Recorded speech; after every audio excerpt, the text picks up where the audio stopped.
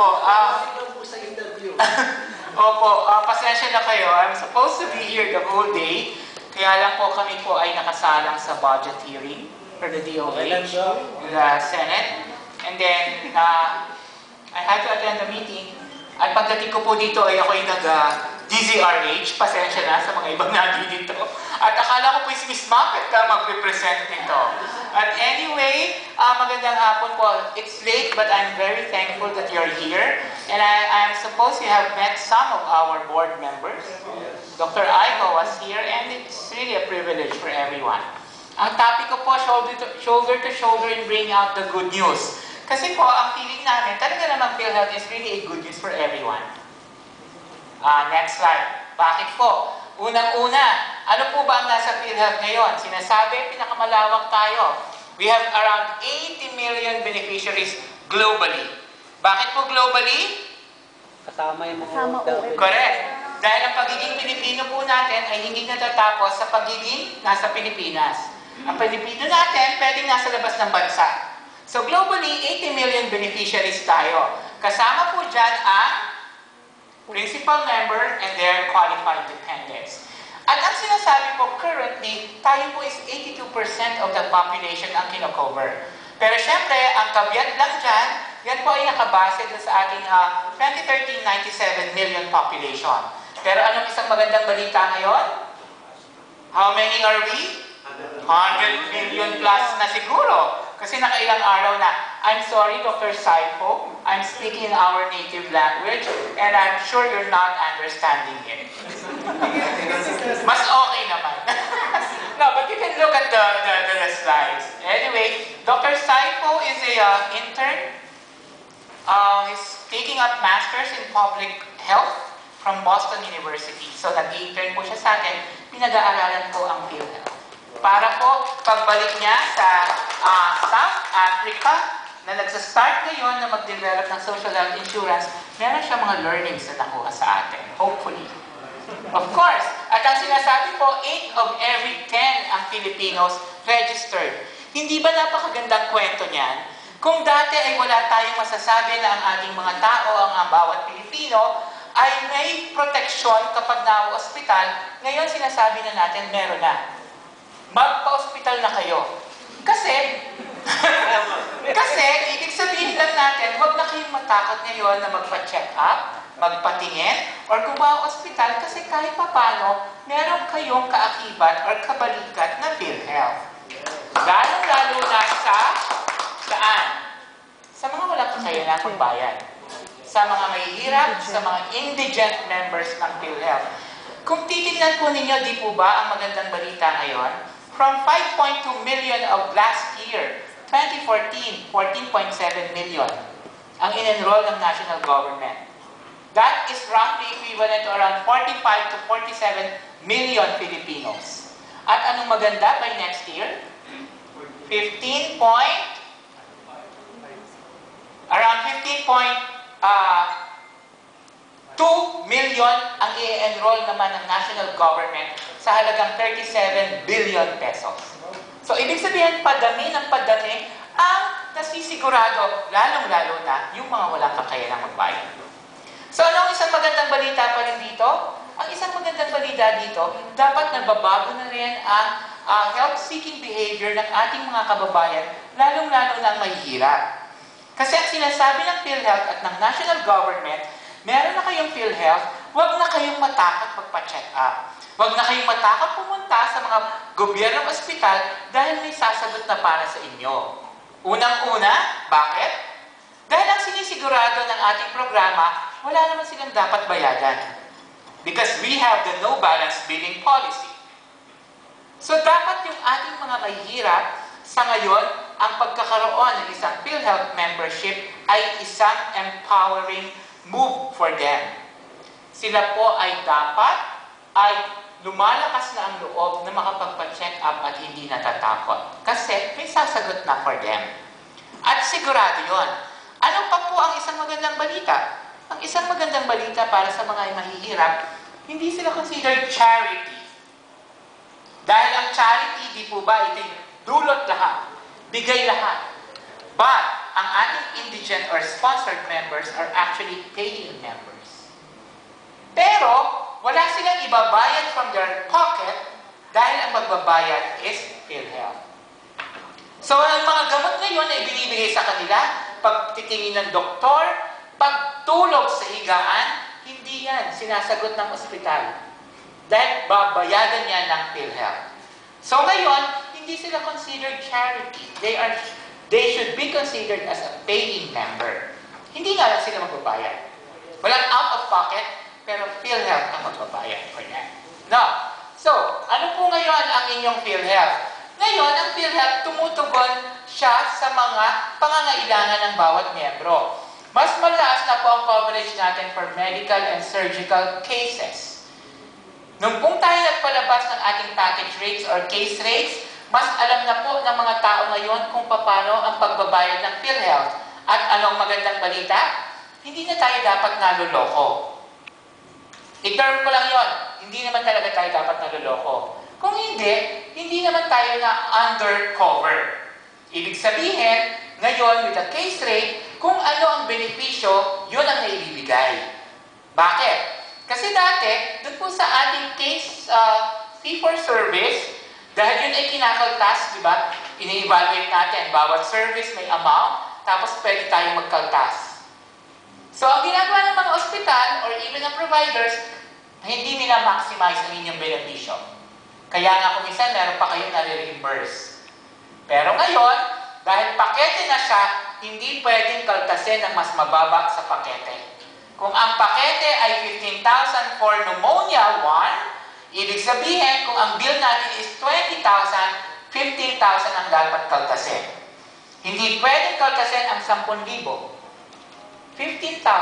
So it even empowers our members. Kasi, alam na nila kung magkano ang ating benepisyo. Hindi na sila pwedeng ma-shortchange. Pag nakita nila o pag nakita mo na, ay ang aking anak na-confine ng dengue 1, ang kinaltas lang ng ospital ay 6,500. Pwede na kayo magreklamo, no. Ang benefits ko according to PhilHealth is 10,000 for dengue fever 1. Dapat, you can demand for that na yun ang kakaltasin. Bakit? Kasi yan naman pong ibabayad natin sa ospital. So, hindi pwede na sila ay madadagdagan pa ang kita dahil na siya short-change ang miyembro. So, ngayon, you can actually demand for that benefit. Benepisyo yan ng bawat miyembro. Kayo kasi nadito not only as a media partner, nadito rin kayo as a member. So, dapat alam nyo yan. And so, everything now empowers not only our indigent members, but kahit sino sa atin. Because alam na natin ang benepisyo. Bakit po? Ano pa po ang tinutugunan ng PhilHealth? Ano pa ang mga tinutugunan natin ngayon? Coverage, mas mataas na. Balik pa po. Meron tayong catastrophic cases kung saan nakikita po ng PhilHealth na mas mataas ang mga catastrophic kasi, di ba po yung medyo nakakatakot na pag narinig natin?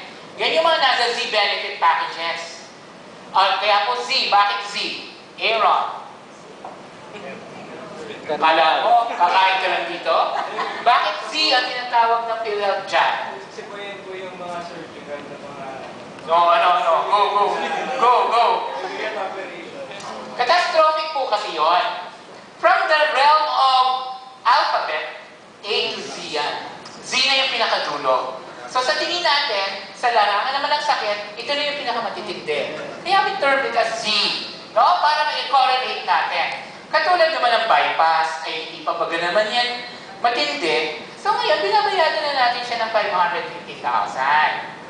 Katulad po halimbawa ng ating kidney transplant, sira ng ating bato, hindi gumagana. Dialysis is a gamot, pero ano talaga ang kailangan para gumaling ang bato? Palitan. Transplant, 600,000 yon. Cancer, sino ba naman gustong magka-cancer? Diba? May chemotherapy pa yan, may operation pa yan. So, ganyan nakalalaki. Mga anak natin, pag pinanganak na may butas sa puso, di ba, medyo matindi naman yon. So, ganyan na po kalaki, 250,000 ang binabayad natin. Or yung tetralogy of Fallot, which is 320,000. So, ibig sabihin, tumutugon yung PhilHealth sa pangangailangan natin. Kaya lang, sasabihin naman natin, hindi lang naman yun eh.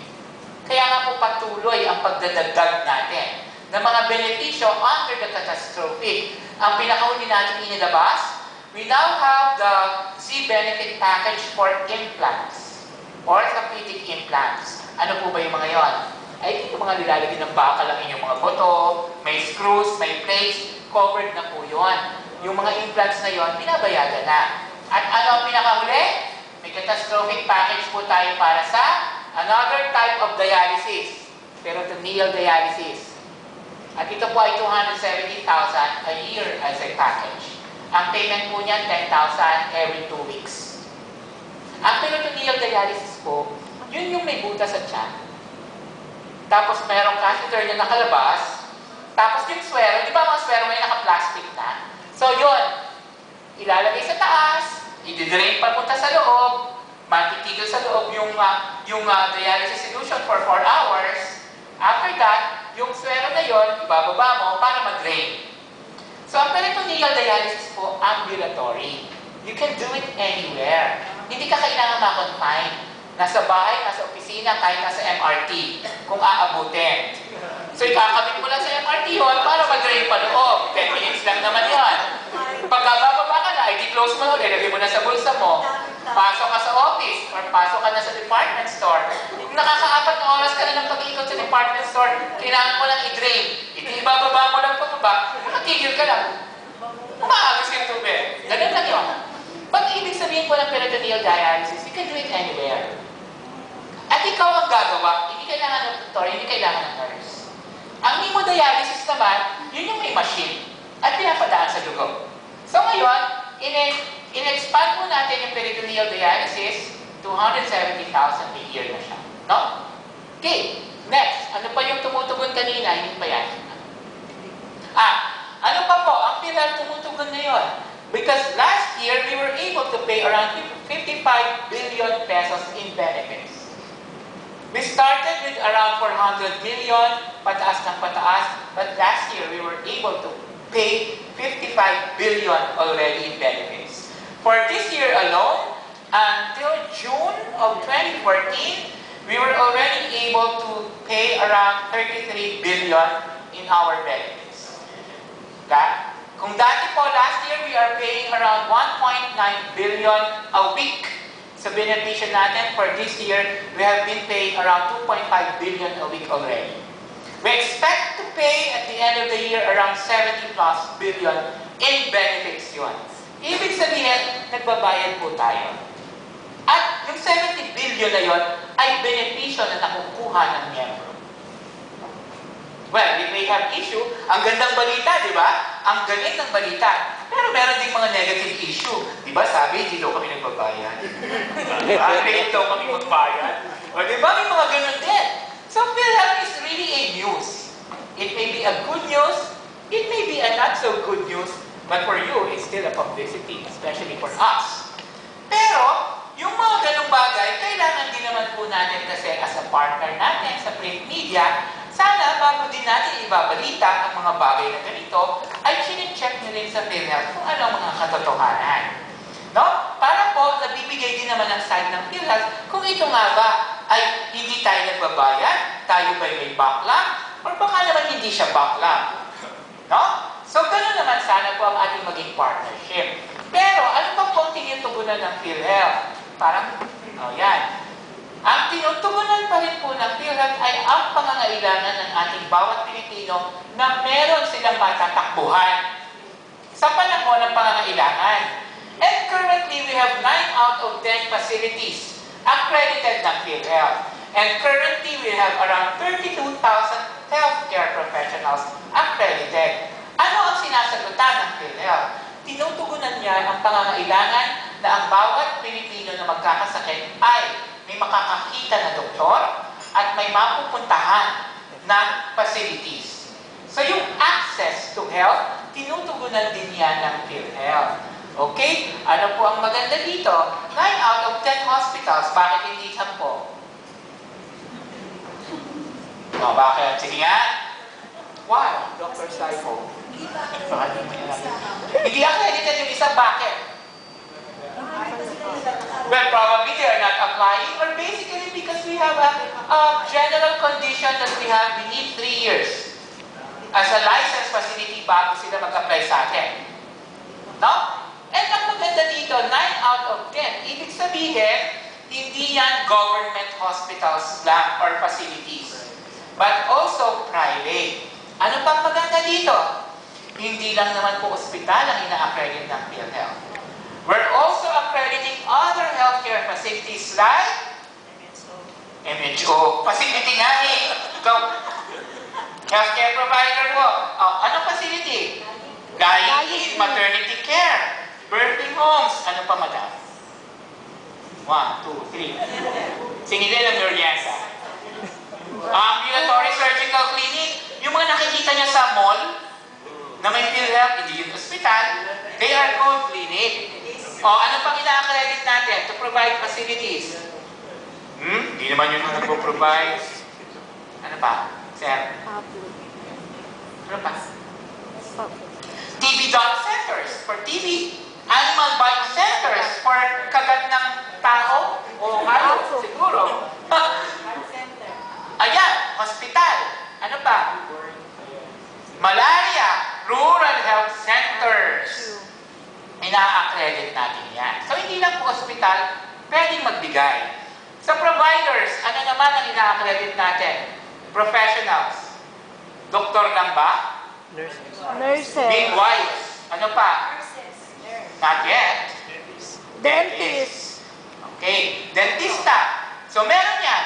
Midwives. Meron. At syempre, mga doctor, surgeons, be it GP or specialist. Ay, ortho, yes. As doktor po sila. Kaya nga po una, Z-benefit natin for lower leg prosthesis, meron. Yung pangalawa natin inilabas for ortho, implants. Okay? So, yung mga hip replacements, screw, pwede yan, no? So, kung gusto nyo palagyan po ng kahit anong implant sa katawan nyo, pwede, tignan natin.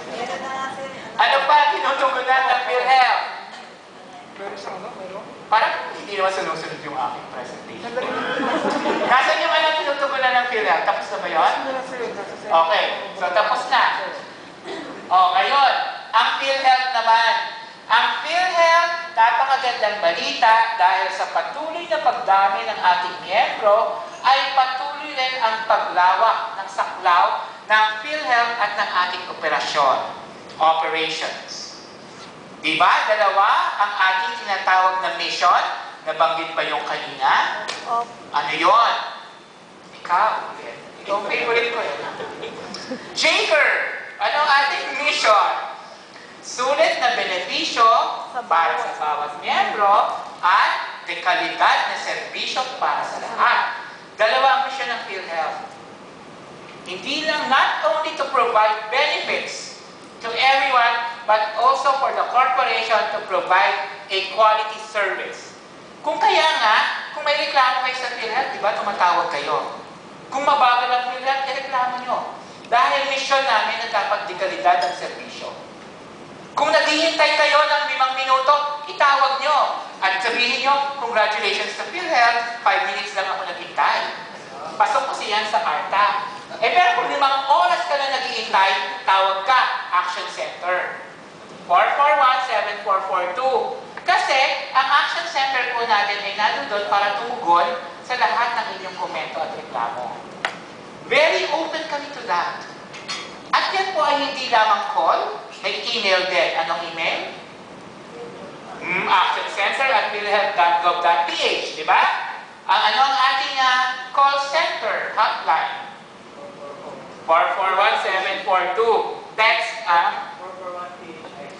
tama ba yun? Parang hindi naman. B-Bangor? Yeah. So, makikita nyo, nandun po at pinapalawak namin ang aming serbisyo kasi nandyan na po yung ating Action Center. Ang gusto kasi natin, walang dahilan ng ating miyembro na hindi tayo matawagan or masalihan. Pangalawa, meron na rin po tayo, kami naman po ay meron din kahit kami gobyerno, ay kami naman po ay technically savvy rin. Meron din kaming website, meron kaming Facebook, meron kaming Twitter, ano pa? Wala kang Instagram. So, Friendster. ay, Friendster, meron pa kami. O nga, no, wala tayong IG. But meron na rin po kami nun. So you can reach us on those platforms and those avenues. Doon na rin po kami. O, ngayon, syempre, yung region naman natin, hindi namin madagdagan. Kasi talaga namang 17 regions lang naman nationwide. Hindi naman kami pwedeng mag-20 regions. Lampas sa geography natin yon. Aabot na yun sa kabilang bansa. And we have around 100 plus. Ito po yung ating branch offices. Ano po yun? They are provincial offices actually. Yung local health insurance offices. Paano pa natin pinapalawak ang serbisyo at ang ating operations? Nagtalaga po kami ng mga tao ng PhilHealth sa mga ospital. Pero tatandaan nyo ha, ito po lamang ang aming mga empleyado sa ospital. We call them PhilHealth cares. Because we care. Ganda. We care. Yan po yung mga naka-t-shirt na green and yellow. At hindi po sila nakaupo sa loob ng billing. So hindi po yung mga billing clerk or PhilHealth officers doon, hindi po yung aming staff. Yung pong cares namin nakahiwalay. Lagi po sila naka-t-shirt na yellow and green. Yun lang po ang ating staff doon. Bakit sila nado doon? Basically to provide support, to give information, and to help our members and hospitals. So kung meron po kayo problema at the point of care, sila ang puntuhan nyo para masagot nila kung meron kayong katanungan at matulungan kung meron problema. Okay? Ano pa po? Meron po tayong mga collecting agents here and abroad. Hindi lamang po dito, pero wala po kaming tao na nangungulekta. Walang pupunta sa inyong opisina, sasabihin, ako po'y taga-PhilHealth, magbayad kayo sa akin. Wala kaming gano'n. But we have accredited banks, we have buying centers, and we have here and abroad. Ano pa ang magandang pagpapalawak ng servisyo ng PhilHealth? Ang PhilHealth po ay nasa malls. We call them PhilHealth Express. Kaya po kami nasa mall kasi po ang mga malls ang bagong parts ng mga Pilipino. Diba doon malamig? Doon maraming pagkain. Eh kung pupunta ka ng Luneta, ang init, maglalatag ka pa ng balik para may maupuan. Eh sa mall wala, aircon. Bibili ka nga lang ng pagkain. Pero magandang mag-ikot sa malls. Doon po ang PhilHealth as Express. At ito ay nasa SM, nasa Robinsons, kung kayo mapapunta sa parting Visayas or Mindanao, sa Gaisano, sa KFCC, ingat lang sa pagbubongga. Baka mas meron. Pero nandun tayo and they provide all the services that you will ask from any of our regular offices. At anong maganda sa malls? Mall hour to. Hindi siya office hours. So kapag nagbukas ng mall, bukas ang opisina. Pag nagsara ang mall, sarado ang opisina. Pero hindi hanggang alas 5. Hindi hanggang alas 8. So kung alas 9 siya, hanggang alas 9 siya. Pero, tandaan nyo ha, pag halimbawa sale, midnight sale, at nagpunta kayo, wala ang PhilHealth doon, at namimili rin, isusumbong nyo sa amin yun. Ha? Kasi hindi sila kasama doon sa sale na yun. Dapat nagtatao sila doon sa ating opisina sa Express. Kita nyo, bagong-bago, SM Aura. Meron kami doon. Ganda, di ba? Nasa SM Tower. Aura Tower 1. Di ba? Sa Shal. Oo. Pero meron din naman kami sa Divisoria. So, okay lang. Balance lang. Ano pa ang magandang balita sa PhilHealth? For 2013, kami po ay nakakuha ng around 78% satisfaction ratings. Mataas po yun. According to SWS, that's an excellent grade already. And this is a satisfaction on services and on benefits. Sa kabila po ng napakarami pa rin reklamo, marami rin naman ang natutuwa sa PhilHealth. So kung makikita natin at nasasatisfy ang mga empleyado or even ang mga miyembro, ibig sabihin may magandang nangyayari. May maraming pagkukulang na kailangang baguhin, pero marami na rin pagbabago na nakakatulong sa bawat isa. So yan po is 2013 SWS survey. As high as 75% po ang awareness rating on key benefits. So it's a good news for everyone. Bakit siya magandang balita? Kasi even ang ating mga miyembro ay natutuwa at nasasatisfy. Next. makes now PhilHealth a good topic for news? Aside po from that, ako yung nakikita nyo, we have a growing population coverage increase and the demand for health care, of course, and also the information. So yan po yung mga magagandang topic for PhilHealth na tayo nadadagdagan ng populasyon. Pero kahit tayo nadadagdagan ng populasyon, ang nagiging miyembro at covered ng PhilHealth ay nadadagdagan pa lang through the years. Currently, it's at 82%. Our commitment for the end of 2014 is at, Jaker, 85%. At kanina nga sa budget hearing sa Senate, sinabi ng ating mahal na sekretaryo na dapat we are to reach 90% in 2015. So, ibig sabihin, nandun yung pagkagusto ng gobyerno na mapa-cover talaga ang bawat Pilipino. So, walang naiiwan. Nandun din po dahil sa pagiging miyembro natin, nagkakaroon ng increased demand for healthcare. Kasi kailangan natin magpakumpay. In effect, sumasagot ang supply side. Nagkakaroon ng mas maraming facilities, nag-i-improve ang mga ospital, nagkakaroon ng mas maraming doktor, more services are being provided, and hopefully improved. So yung mga issue natin sa mga pampublikong ospital na walang gamot, dahil meron tayong polisiya, on the demand side na dapat ay no balance billing at meron tayong polisiya na dapat lahat ng serbisyo na ibibigay, hospitals now are trying to provide everything. Unti-unti. Nakikita natin sa mga gobyerno, meron pa rin mga pinapabiling gamot sa labas. But hopefully, with the monitoring of the no balance billing, later on, ay ang mga ospital ay makapag-provide na ng lahat ng serbisyo. And of course, again, the information on maximizing your financial protection. Coming out with better financial payment mechanisms like case rate, mas maganda ng ibalita ngayon. Kasi pag nagkasakit si Aaron, halimbawa, si Aaron tutulian, circumcision, covered ba ng PhilHealth o hindi? Pwede daw. Bakit? Kasi pwede talaga ang sagot doon. Hindi kasi siya automatic covered. Covered lang siya kung may indication. Pero kung wala, hindi naman kina-cover ang circumcision. Pero kung magpapa-appendectomy si Aaron, covered. Alam agad magkano? Yun ang hindi niya alam. Pero ang maganda ngayon, hindi na kayo kailangan tumawag sa amin para tanungin lang. At tatanungin namin kayo sa ospital, sinong doktor? Kasi i-check nyo lang sa website, appendectomy, makikita nyo na 24,000 siya. Napakadali na lang information. At ang information na yan is maximized for your financial protection. Okay? Next. Now, PhilHealth is a social good. From the start, PhilHealth is a social health insurance. Ibang-iba po tayo sa private insurance. Una, PhilHealth is a family insurance. Isa lang ang nagbabayad, but all qualified dependents can get all the same benefits. Although only one principal member is paid. SHMO, pag kumuha ka nun, bawat isa may bayad. May pangsarili. Dito, isa lang, qualified member.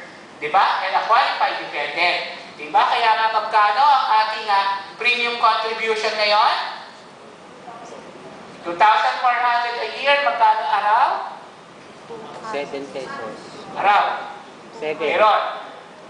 7 pesos. 660 to be exact. Ikaw, forward ko yun sa iyo, ha?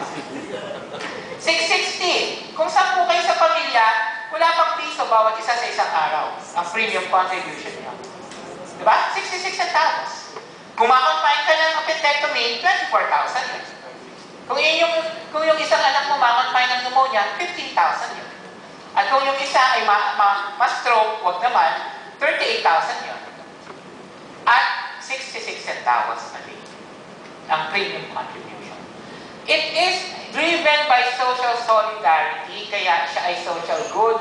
Ano po ba yung solidarity, social solidarity? Sa atin, para mas maintindihan, yan yung spirito ng bayanihan pala. Spirito ng bayanihan. Nagtutulungan tayo. Yan po yung prinsipyo na the poor subsidizes the rich. Tama ba? Oo naman kayo, mali. Siyempre, the rich subsidizes the poor. And the healthy subsidizes the sick.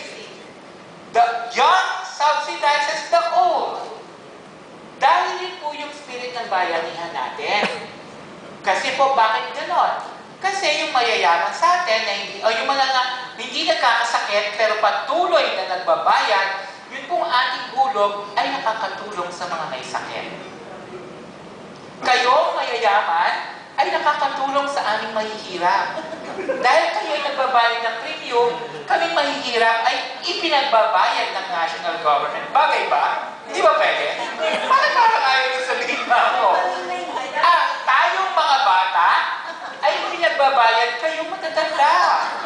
Bakit? Dahil of the lifetime membership. Remember, the lifetime membership, they need not pay anything anymore, but they will get all the benefits for life. Habang buhay, may benepisyo. Wala nang bayad, tayo ang nagsasubsidize doon. And that's the spirit of social solidarity. Kung kaya nga, kung kayo hindi nagkakasakit, ay huwag na naman kayo magalit sa PhilHealth at gusto nyo pang kuhanin ang inyong naihulog. Kasi yung pong inyong naihulog ay nakatulong na. At kung kayo man ay hindi nagkakasakit at kayo'y patuloy na naguhulog, ay isipin natin na tayo nakakatulong. We are earning points in heaven. Diba? Huwag na ba hanapin pa na ang 660 ko, nasa na? Hindi ko naman nagagamit yan. Balik niya sa akin. Oh, ano pa? Well, social solidarity siya.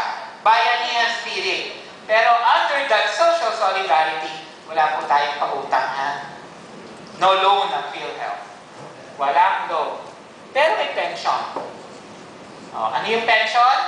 Pag kayo naging lifetime member, hindi nyo nakukuha yung pera. Pero kung kayo magkakasakit, you will get all the benefits. Wala na kayo binabayad. Para po siyang equivalent ng pension ng GSIS at SSS. Hindi nyo nga nakukuha yung pera, pero pag nagkasakit ka, ay may benepisyo ka. Hindi lang ikaw, pati yung qualified dependent mo. Diba? How good is that? Next. You are a very important stakeholder. Kayo po. Not just a member of the press, but basically, sabi ko nga kanina, andito kayo bilang PhilHealth members also. So it is very important that you, well, if you have experienced anything as a member, and now being a press member, ay maganda rin siguro na naisusulat siya. Kung hindi man, na ipaparating sa amin para naaalaman namin.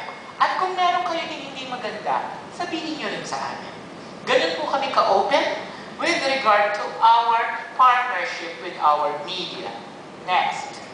Now, ano ang gusto ko lang sabihin sa haba-haba ng dinaldal ko? Let us work together, shoulder to shoulder. Bakit po shoulder to shoulder? Ay hindi ko naman masabing lips to lips. Hindi ko naman masabi na body to body. At baka ako ay mag-God issue dito. But shoulder to shoulder, I think, is a safe term already for us working together. We should continue changing or reinforcing our attitudes. We should build up our knowledge, and we should start also having behavioral change. Unang-una, nakikita naman natin na nakakatulong ang PhilHealth. Validated naman yan with the survey. So sa huli, hindi ko sinasabi na huwag niyong babatikusin ang PhilHealth. Trabaho natin yan. Kahit kami, kailangan namin batikusin. Pero, make it a balanced world also. Kung kailangan din naman may magandang naidulot, sabihin din naman natin. Pero hindi naman nangangailangan na kung may masama, ay huwag nyo rin sabihin. Because yun po ang aking tingin sa ating partnership with the media. We are partners not only for good times but also for bad times. Because yun lang ang pamamaraan para po ma-improve natin ang aming serbisyo. May all of you serve as our watchdog. Ibig sabihin, nandyan kayo bilang miyembro, pero nandyan din kayo at nanonood sa ginagawa ng PhilHealth. Kung kayo ang PhilHealth ay gumagawa ng maayos, good. Kung hindi, bad. Sabihin niyo yan sa amin. As a watchdog. So inaasahan namin na sana ganun ang maging role natin. Ganun ang maging role ninyo sa PhilHealth. Maging critical kayo sa ginagawa namin. Pero sana, i-balance din naman natin. Next. Well, wala na pala akong ibig sabihin. Pero, muli, nagpapasalamat ako because I know media, you have a very hectic schedule, but you stayed for long. Thank you very much. And, well, I hope to see all of you again.